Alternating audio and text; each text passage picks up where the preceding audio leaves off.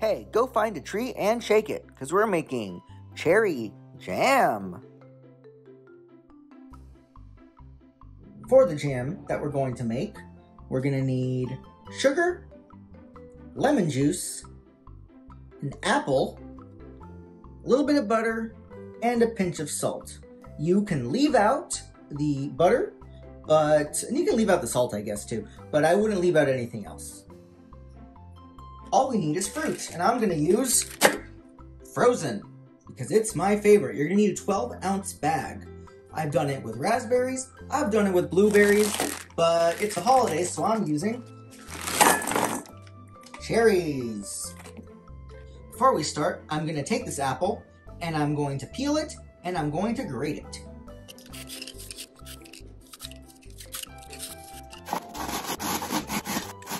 Once you're down to the core, you can stop. When it comes to making this particular jam recipe, I like a wide open space, this semi-non-stick pan. I'm gonna start by putting all of my fruit in the pot, along with about 1/3 cup of water, maybe a little bit more, it really doesn't matter. Let it come up to a simmer. All right, once it's at a low simmer, add a little bit of lemon juice. Gonna hold back a little bit for later. And of course, our sugar. Wrong, we're not gonna add the sugar yet. We are gonna hold back because our fruit has to completely collapse. That's gonna take about half an hour. But once it has come up to a simmer, we can cover it and cook it low and slow. Cover, I'm gonna drop the heat a little bit. And I will see you guys in half an hour.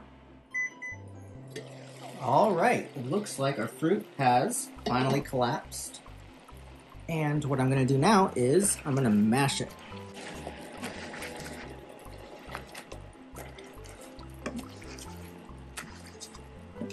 I don't like my jams chunky, I like them nice and smooth.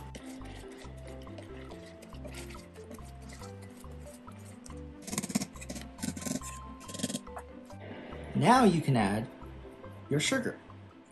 And see, I don't like my jams really sweet, so I have a cup of sugar here.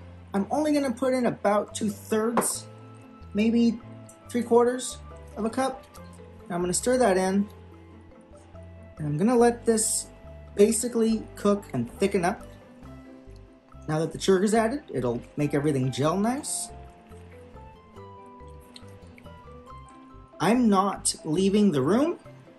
Because we're using a nice wide pan, it's gonna evaporate all the water off a lot quicker, and we're gonna get there sooner. So don't leave the room, all right?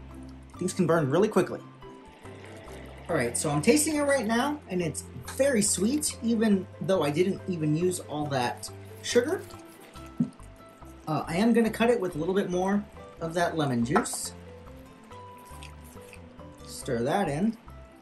And continue cooking this. At this point, we're really just cooking it to thicken it up. All right, for this batch, 2 tablespoons of lime juice was not enough for me. I like my jam to really pop, and you only get that with citrus juice, so I'm gonna add a little bit more. But the cool thing about it at this point is it's almost done, so you can add whatever you want to it. You could add a little bit more sugar, you could add some spices, you can add flavorings, you can add more lemon juice, you can add a lot of different things. At this point, it's pretty sure that it's gonna set up, but don't add any liquid. If you add any liquid, that's gonna, that might throw things off again. But this is pretty good. All right, this is just about done. It's starting to sizzle, and I'm gonna show you a quick little test. It'll recede, but it'll take a second, so let me do that one more time. See, it's starting to recede. I'm actually gonna turn the heat off. And I'm going to do the last additions. Pinch of salt, cold butter, and that can be it. But if you have some homemade jam, this is raspberry, I'm gonna mix it in because it only gets better. And every subsequent batch, you just add the last jam you made to the batch, and you'll have a really, really tasty jam. It kind of just, you know, you kind of have a forever jam. Do make sure that the fruits kind of go together. Although most fruits go together, raspberry and cherries go very well together. They're both red. So I'm just going to stir that in. And that also helps cool down the pot.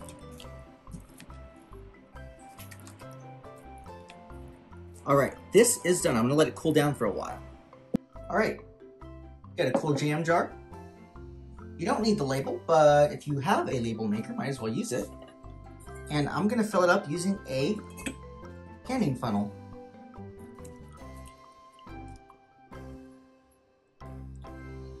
Alright, the jam is still pretty warm, so I'm going to let it cool down all the way before I put it in the fridge.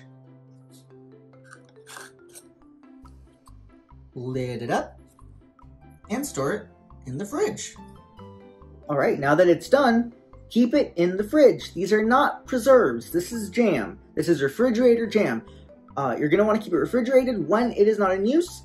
I did not process it. I don't bother with that stuff. It's a little bit too Little House on the Prairie for me. But guess what? This will last in the fridge for 2 weeks, maybe a month. I never have it last that long because I eat it. There's a lot of cool stuff you can do with it. Stuff that I hope to show you in future videos. But here's the way I like to eat it. This is a piece of sourdough toast that I smeared some mascarpone cheese on, along with some of my freshly made jam. If this sounds familiar to you, it's also how I eat my scones, but I'm out of scones, so I use sourdough bread. And here's the cool trick you can do. I made some black tea, and I sweetened it with a big spoonful of jam, Russian style. Both of these things are very tasty indeed. That's pretty good. But if I'm being honest, it's pretty good right out of the jar. Yummy! If you like that, check out this Animal Crossing playlist. There's plenty more to watch.